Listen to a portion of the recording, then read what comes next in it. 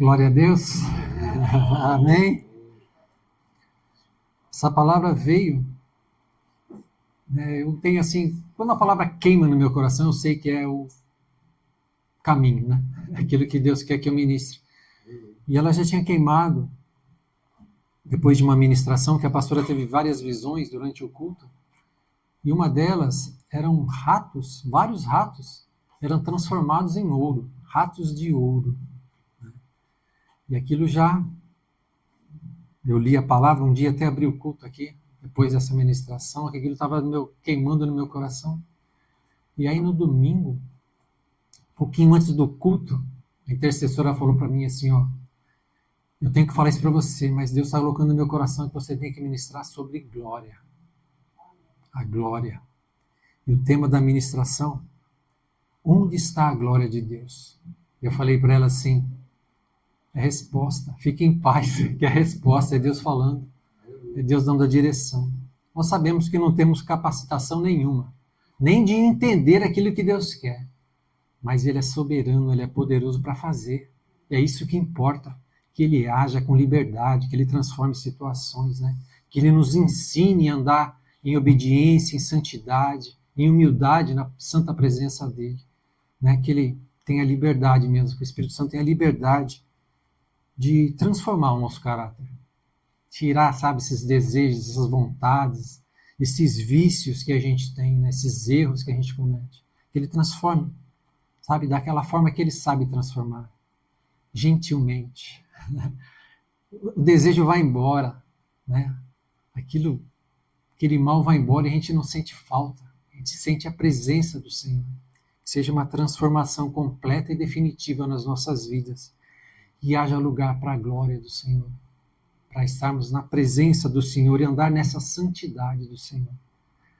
Gostaria de ler, o texto está lá em 1 Salmos, 1 Samuel, de 4, de 12 a 22. Eu vou até ler menos aqui para a gente não tomar muito tempo. E vou ler do 19 ao 22. Estando sua nora, a mulher de Finéias, grávida, e próxima o parto, ouvindo essas novas de que a arca de Deus fora tomada e de que seu sogro e seu marido morreram, encurvou-se e deu à luz. Porquanto as dores lhe sobrevieram. Ao expirar, disseram as mulheres que a assistiam, não temas, pois tiveste um filho. Ela, porém, não respondeu e nem fez caso disso. Mas chamou o menino de Icabô, dizendo, foi-se a glória de Israel. Isto ela disse porque a arca de Deus fora tomada e por causa do seu sogro e de seu marido. E falou mais, foi-se a glória de Israel, pois foi tomada a arca de Deus. Amém? Até aqui. Essa passagem, os filisteus se levantaram, né, contra o povo de Deus, contra Israel, e numa primeira batalha, eles tiveram vitória e muitos de Israel morreram. Em torno de uns 5.000 homens morreram. E eles voltaram clamando, né, ao sumo sacerdote, pedindo a presença de Deus na batalha. Então, o que eles fizeram? Eles levaram a arca, os filhos de Eli levaram a arca no campo de batalha. E eles estavam todos empolgados, né? Agora nós vamos vencer porque Deus está aqui, Deus está conosco. Só que eles foram derrotados, né? E a arca de Deus foi levada dali embora. Aqui o texto fala que eles se referem à arca como a glória de Israel, né? A presença de Deus. Eu queria falar antes de a gente entrar mesmo no texto da palavra glória, né? O que ela significa. Glória pode ser um nome próprio, né? A gente vê mulheres chamando, tem o nome de glória, né? No dicionário quer dizer grandeza, honra, fama que uma pessoa obtém por feitos heróicos ou por suas extraordinárias qualidades. Nós também, cristãos, temos a prática de falar glória, né? Glória a Deus, né? Quando alguém vem com a gente, falar com a gente, isso às vezes acontece, vocês oraram por tal situação, e a pessoa reverteu, né, aquela luta que a pessoa estava passando, aquela enfermidade, seja o que for a situação, né? A pessoa vem agradecer, fala, não, entrega a glória a Deus, porque a honra, a glória é dele, né? E muitas vezes a gente vai usando, né, essa palavra glória, e a palavra em Isaías fala que Deus não dou a minha glória a ninguém. Então a gente tem que ter essa certeza mesmo. A gente ora, a gente intercede, a gente ajuda, mas a glória não é nossa. A glória não é do homem, porque não é o homem quem faz. Independente de quem for, não é o homem quem faz. Se Deus não quiser fazer, nada acontece. Então, honra e glória ao Senhor, só ao Senhor. Né? Mas vamos falar um pouquinho da glória na palavra de Deus. Lá em Salmos 19:1, diz assim: os céus proclamam a glória de Deus e o firmamento anuncia as obras das suas mãos. A palavra fala que a glória de Deus está na criação. Tudo aquilo que Deus criou glorifica o nome de Deus, né?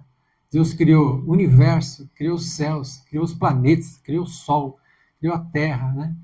Criou a natureza toda, os animais, os homens, né? Tudo isso reflete a glória de Deus. Tudo isso foi feito para glória de Deus, não é verdade? Outra coisa que, onde a glória de Deus está, são nos atributos divinos de Deus, né? A onisciência, a onipresença, a onipotência, o amor de Deus, que é algo que a gente não alcança, não entende, né? E pior de tudo, não pratica. Muitas vezes a gente falha, e falha feio, na verdade, né? A sabedoria de Deus, tudo que Ele fez, tudo que Ele faz, né? Da forma que Ele conduz, né, o seu povo, os seus filhos. Então, o caráter perfeito de Deus glorifica-o também, né? Tudo para a glória do Senhor. E é essa glória de Deus, esse caráter de Deus que a gente tem que ir buscando, pedindo para Deus, nos transformando mesmo, né? Para possamos fazer aquilo que glorifica o nome de Deus. Mas vamos falar um pouquinho agora de textos que falam da nuvem da glória de Deus na palavra, né? O que a nuvem representava? Ou nuvem, ou fogo, dependendo da situação. Representava a presença de Deus. Para o povo de Israel, representava a presença de Deus. Existe uma palavra falada Shekinah. Tá? Muitos falam, é a glória de Deus, né? Mas, na verdade, muitas tem louvores, né, com essa palavra hebraica. Só que, na verdade, essa palavra não é bíblica. Ela não está na Bíblia. Ela está num contexto da literatura dos rabinos, os antigos, né, que escreveram sobre essa glória, porque eles viram aquela nuvem, né, e colocaram esse nome. A raiz desse nome fala em habitação. Então, habitação do quê? Habitação da glória de Deus. Às vezes fala, então, é heresia, né? Shekinah é heresia. Não, não é heresia. Não é errado. Porque tem palavras, né, que nem trindade. Trindade também não está na Bíblia. E é um conceito para a gente entender. Né? Então, não está errado, né, de falar da glória. Está falando da glória de Deus, essa Shekinah.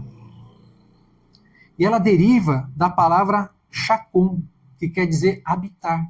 Então, é a habitação de Deus entre os homens. Aquela nuvem, né? Aquela presença de Deus. Só que a palavra que está como glória na Bíblia, no hebraico, é kavod. Kavod não é um conceito abstrato, não é um sentimento, não é uma coisa espiritual, mas refere-se a algo físico, a algo palpável. Frequentemente representa a presença pesada e divina de Deus, que é associada à nuvem ou ao fogo. Lugares que Deus está, na nuvem ou no fogo, na presença de Deus. Então é algo físico, né? No caso, muitas vezes, a nuvem de Deus. Alguns textos com essa palavra. Em Êxodo 16:10, fala assim: quando Arão falava a toda a congregação dos filhos de Israel, olharam para o deserto, e eis que a glória do Senhor apareceu na nuvem. Isso aconteceu logo depois que o povo começou a reclamar. Quero água, quero comida, quero não sei o quê, vamos voltar para o Egito, lá tinha alhos, tinha escravidão, isso eles não falaram, né? Tinha tanta coisa.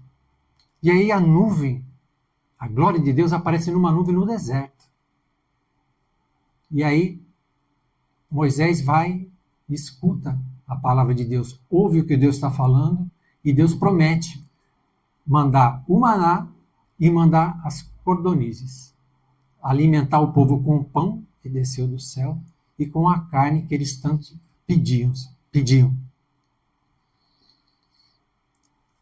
Em outro texto, em Êxodo 24, 16, 18, fala assim: e a glória do Senhor pousou sobre o monte Sinai, e a nuvem o cobriu por 6 dias. Ao 7º dia, do meio da nuvem, chamou o Senhor a Moisés.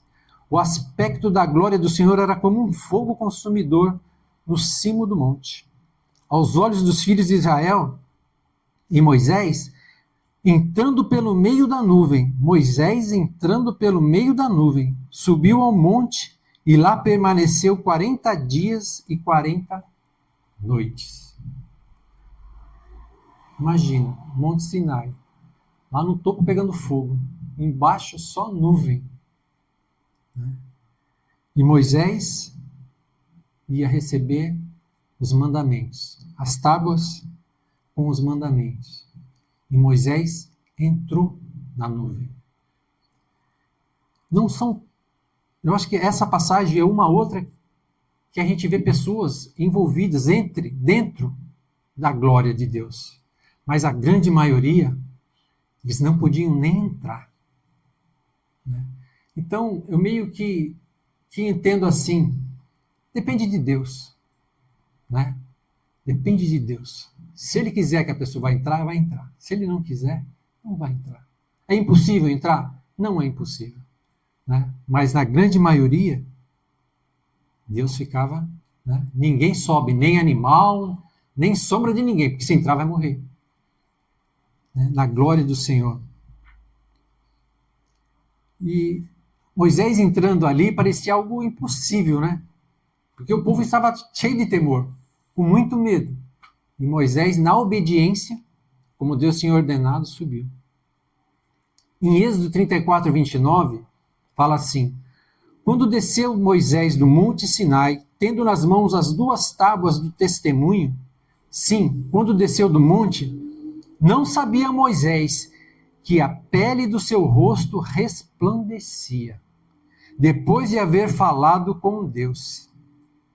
Que situação que foi essa? Moisés tinha subido a primeira vez, Deus tinha escrito os 10 mandamentos nas tábuas, nas 2. Ele desceu. O que tinha acontecido? O povo tinha feito bezerro, né? Moisés, bravo, quebrou as tábuas, quebrou as leis, foi lá, destruiu o bezerro, subiu de novo, ficou mais 40 dias e 40 noites lá na presença do Senhor. Só que quando ele desceu, a glória de Deus refletia no rosto de Moisés, brilhava, né? Ele teve que colocar um lenço do jeito que ele ficou, né? O povo temia de olhar para Moisés, e eu acho que ele temia também de se apresentar ao povo, a dizer, ele refletia a glória de Deus. E esse é o desejo que a gente tem que ter no coração, gente. É estar na presença de Deus, de verdade, em santidade, em obediência, com o coração quebrantado, né? E sair da presença de Deus quando a gente entra no secreto, né? Quando a gente entra no nosso quarto. Isso ali está a presença do Senhor. A gente está com o coração voltado ao Senhor em gratidão, em louvor, em adoração, em clamor, seja no que for. Que a gente saia dali refletindo a glória de Deus, cheios da presença do Senhor. Porque só assim faremos a diferença. Só assim seremos transformados. Amém? que a gente reflita mesmo essa presença do Senhor, esse caráter do Senhor, as atitudes do Senhor, que os nossos rostos resplandeçam da glória do nosso Deus.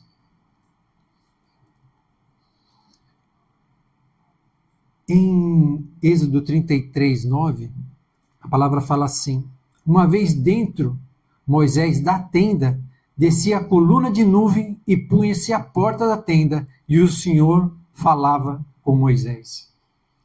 Isso aqui era uma tenda que foi feita, a tenda da congregação. Isso é antes da construção do tabernáculo.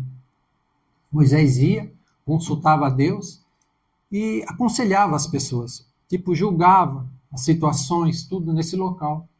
Só que a palavra fala que Moisés passava pelo meio do povo, essa tenda estava fora do arraial, ele passava pelo meio do povo, o povo todo mundo olhando para Moisés, meio com medo, descia, Moisés entrava na tenda, a glória, pum, descia na porta e ninguém mais chegava.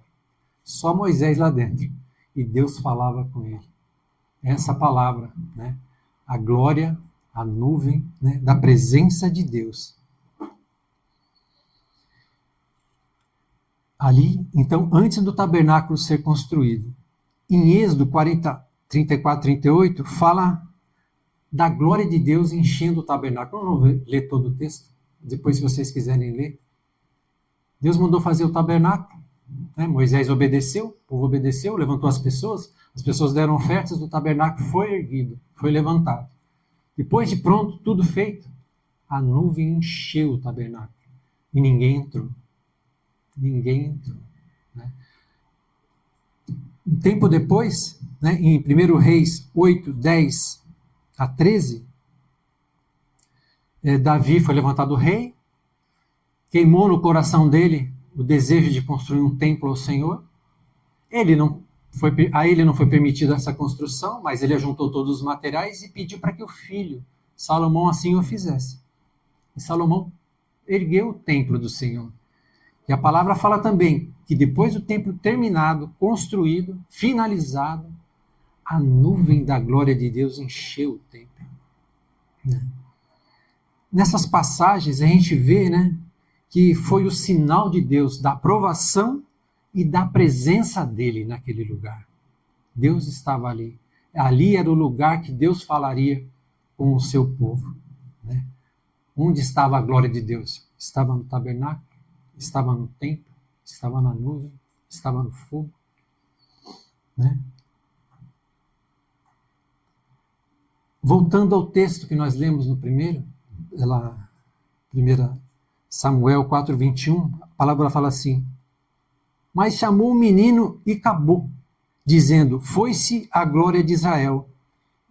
Isto ela disse, porque a arca de Deus fora tomada. Aqui é aquele texto, né? Que houve a guerra contra os filisteus, povo em pecado, sacerdotes em pecado, tudo pecado. Eles foram vencidos, derrotados, e a arca foi tomada. E a esposa de Finéias, filho de Eli, do sumo sacerdote, deu um nome ao menino. Né? Ela ficou tão desesperada que a arca tinha sido levada, que ela colocou o nome do menino de Icabô. No hebraico, quer dizer, a palavra é assim, Icavod. Sabe o kavod da glória de Deus? Só que tem um i antes. É a palavra, só que tem a letra i antes, que quer dizer não ou sem. Então quer dizer o quê? O nome do menino era sem a glória de Deus, sem a presença de Deus, sem a arca do Senhor, sem nada. Porque sem a presença do Senhor a gente não tem nada. A gente não é nada. Esse foi o nome que a mãe colocou no seu filho, tamanha dor e o desespero por aquela situação.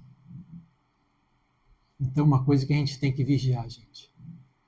A gente não pode perder a presença do Senhor. Davi clama a Deus, tira tudo, mas não tira o teu espírito. Isso é algo que a gente tem que estar atento, e é isso que o inimigo quer. O inimigo quer roubar a nossa comunhão com Deus, essa intimidade com Deus. E através do pecado, através do esfriamento, através de palavras, pensamentos, Vigiai. Vigiai para que não acabe, para que não seja roubado, para não seja tirado a presença do Senhor. E para aquele povo, o povo de Israel, para eles a glória, a presença de Deus estava na arca. A arca representava a presença de Deus. E a arca de Deus foi levada pelos filisteus. Foi para Asdod, cidade dos filisteus, na casa de Dagom, o maior deus dos filisteus. Era um deus meio homem, meio peixe. Ele foi colocado lá, a arca, diante de Dagom. Na primeira manhã que eles entraram no templo de Dagom, Dagom estava prostrado diante da arca do Senhor. Os filisteus levantaram a estátua, né, de Dagom, colocaram ela de pé, devem ter dado uma pregadinha a mais para ela ficar firme no lugar, vendo se não tinha acontecido nada, né, porque às vezes, né, bateu um vento, alguma coisa, e alguém entrou, alguém fez alguma coisa. Na segunda manhã, eles entraram novamente, a arca estava novamente de bruços, prostradas, com a cabeça cortada, com as mãos cortadas. E aí começou uma grande praga em meio aos filisteus, na cidade de Asdod. Tumores aparecendo, pessoas morrendo, mas muitos ratos aparecendo. Alguns acham que até era a peste bubônica, trazendo tumores, trazendo morte, trazendo destruição. E eles ficaram desesperados, decidiram enviar a arca, né, do templo de Dagom, porque eles falaram, a mão do Deus de Israel está pesando sobre o nosso Deus, sobre as nossas vidas. E eles decidiram, no desespero, tirar a arca dessa cidade e mandaram para outra cidade deles. Eles tinham 5 cidades principais, tinham 5 príncipes de cada cidade. E dali eles mandaram a arca para uma outra cidade. E nessa outra cidade, da mesma forma, começou aquela destruição, começou as mortes, as pragas, né, os tumores. E aí eles falam, não, vamos tirar a arca daqui, vamos mandar para Ecrom. E chegando a arca perto de Ecrom, eles já desesperaram, falam, não, chega, estamos sabendo o que está acontecendo. Está todo mundo morrendo, está todo mundo enfermo, está vindo uma destruição tão grande. Sabe aquela destruição que, se o povo estava habilitado, se tivesse em santidade, teria destruído o exército filisteu? Estava acontecendo sem a mão de homens. Estava acontecendo pelo poder do nosso Deus. Independente da situação. Que, da mesma forma que independente da situação, que o Senhor tenha misericórdia de nós e destrua todo o mal que ainda tem na gente. Né? De toda ação do inimigo, toda habilitação, mesmo sem a gente merecer. Que o Senhor tenha essa misericórdia e destrua todo o mal. Em nome de Jesus. A arca ficou lá nos filisteus por 7 meses. E eles desesperados, não sabiam mais o que fazer. E aí consultaram os magos, consultaram, né, os adivinhos, consultaram todos lá. O que nós vamos fazer com essa arca? Vamos devolver a arca. Vamos devolver, que se a gente devolver a arca, as pragas vão parar, as mortes vão acabar.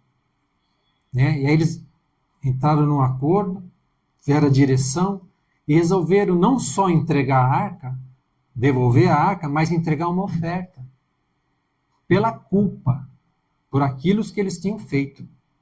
E aí resolveram fazer 5 tumores de ouro, por causa das enfermidades, e 5 ratos de ouro.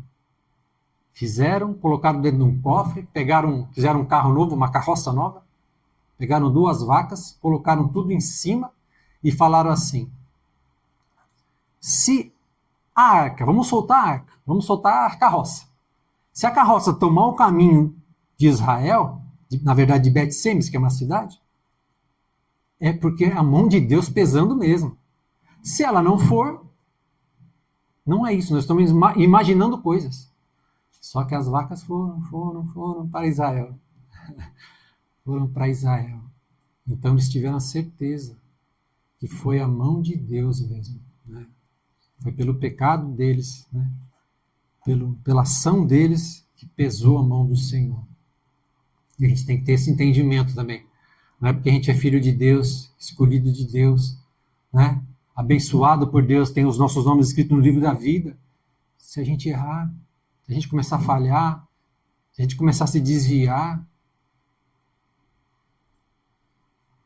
então vigiemos, né? Para que estejamos sempre perto da presença do Senhor, agradando ao Senhor.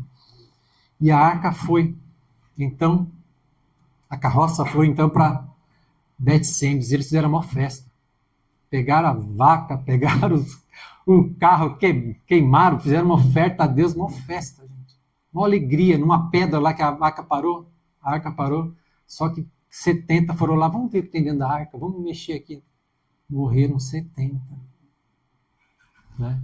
Ficaram desesperados, quer dizer, desrespeito, né? Falta de temor. Essas coisas nos destroem. Essas coisas trazem dor nas nossas vidas. A gente tem que vigiar. São coisas, detalhes simples, muitas vezes, que a gente tem que estar atento com as coisas de Deus. As coisas de Deus são as mais importantes para nós. Mais importantes. Então a gente tem que estar sempre buscando, sempre vigiando, sempre pedindo para o Espírito Santo nos guiar, nos conduzir, nos capacitar. Dali, depois daquela monte de mortes, cara, vamos tirar a arca daqui. Está parecendo os filisteus, né? Vamos tirar a arca daqui. Por causa do pecado. Por causa do erro. Aí ela vai para Kiriat Jearim, casa de Abinadab. Ali a arca ficou por 20 anos. 20 anos a arca ficou nesse lugar. Passou o tempo. Davi foi levantado rei de Israel. E como ele tem aquele desejo de estar na presença de Deus, estar buscando a Deus, estar obedecendo a Deus, apesar de ter falhas, e as falhas trouxeram consequências na vida dele, todo mundo sabe. Mas ele tinha esse coração de se arrepender, de se posicionar, e esse desejo de estar com Deus. E ele pensou assim, vamos trazer a arca para Jerusalém, para a cidade de Davi, que era Jerusalém. Vamos trazer a arca. Vamos trazer a arca. Aí foram na casa de Abinadab. Os filhos de Abinadab pegaram a arca, colocaram numa carroça, transportando do jeito que não devia fazer. O que aconteceu? Tropeçou o boi, meteram a mão na arca, morreu. Uzá morreu. Davi ficou com medo. Ficou, opa, peraí, alguma coisa nós estamos fazendo errado. Deus não ia fazer um negócio desse com esse sentimento que a gente está de trazer a arca para Jerusalém. Não ia. A não ser que a gente está fazendo coisa errada. Né? Aí eles recuaram. Vamos levar a arca para a casa de Obed-Edom, que era um levita. E era um levita que temia Deus. Era um levita, um filho de Deus, posicionado. A arca ficou 3 meses só na casa dele. E a palavra fala que ele e a casa dele foram abençoados. Prosperaram. Olha só essa mistura. Posicionamento, temor, obediência na presença de Deus. Isso muda uma história. Não interessa o que aconteceu lá atrás, mas se você está posicionado, se você está com o coração quebrantado na presença do Senhor, buscando ao Senhor com sede do Senhor, as coisas vão acontecer. Aconteceram na casa de Obed-Edom. E ali estava a presença de Deus. Ali estava a arca do Senhor. Ali estava, né, um homem posicionado. Somos perfeitos? Não somos. Mas desejamos, precisamos ir melhorando, precisamos vendo, Senhor, me mostra aonde que eu tenho que mudar. Onde que eu estou falhando é a minha boca, a minha língua, o meu pensamento, a minha ação, a minha falta de reação. Busque do Senhor, sabe? Ele se deixa achar. Ele tem prazer e o desejo de nos corrigir, de nos transformar. É o desejo dele, é a vontade dele, sempre foi. Né? Ter comunhão com o homem, estar, né, mais glória, mais presença de Deus que com Adão. É o desejo, desde o começo. Isso não mudou no coração de Deus. E a gente, a nossa parte, ele está lá, ele está aqui, na verdade. Então, medita, pensa nessas coisas. Então, para Israel, a glória de Deus, né, a presença de Deus, ou estava na nuvem, ou estava no fogo, né? Até na sarça, né? Que Deus falou com Moisés, a sarça não queimava, mas Deus falava, Deus estava ali. Depois, na Arca da Aliança, né? A Arca foi construído o Templo de Salomão, a Arca foi colocada ali, em 586, pelo pecado, né? De todo um povo. O templo foi destruído, a Arca sumiu, não se sabe para onde foi, se foi destruída, se foi para a Babilônia, foi escondida, há várias teorias. Então, o povo de Deus ficou muito tempo sem a presença do Senhor. E tem esse período intertestamentário que nem profeta tinha mais. Então, Deus, eles não tinham mais a presença do Senhor, não tinha mais esse privilégio de ter a presença do Senhor. E aí, o que aconteceu há uns 2000 anos atrás, né? A glória do Senhor, a presença do Senhor se fez carne. Ele veio à terra, veio como um homem, né? Fez tudo o que ele fez, pagou o preço que ele pagou, ensinou tantas coisas que a gente tenta aprender até hoje, a gente tenta seguir até hoje, mas em nome de Jesus nós vamos conseguir. Amém? Né? E aí, cumpriu o propósito de Deus, ali estava a presença do Senhor, né? Ali estava a glória de Deus, era Ele, era o Deus vivo conosco, Emmanuel, Deus conosco.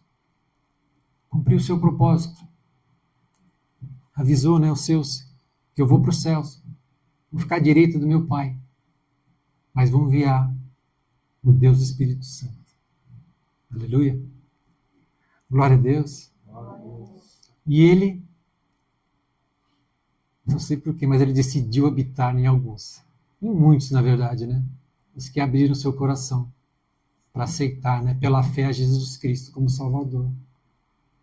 E assim como Deus colocou a presença dele, a glória dele, dentro de às vezes numa nuvem, às vezes no fogo, ele colocou dentro de uma arca, dentro de um templo, dentro de um tabernáculo, ele decidiu colocar dentro da minha vida, da tua vida, a glória do Senhor. Você tem noção disso? Olha só. Mas eu entendo que a glória, assim como Moisés conseguiu subir lá, porque eu acho que a glória não estava para consumir, né? Porque tem a glória que consome, a glória que você não chega. Assim é a porção do Espírito. A gente tem que pedir para Deus aumentar, para Deus derramar mais, mas antes disso que Ele nos transforme, para a gente poder receber. Você acha que algum outro homem poderia subir no lugar de Moisés? De jeito nenhum. Moisés estava preparado para aquilo, para receber. A gente tem que estar preparado para receber o Espírito. Sabe, a nossa parte. Ele desejou desde o começo habitar em nós. Amém? Onde está a glória de Deus hoje? Onde ela habita? Onde? Em nós. Amém? Ela habita em nós. Então vamos orar.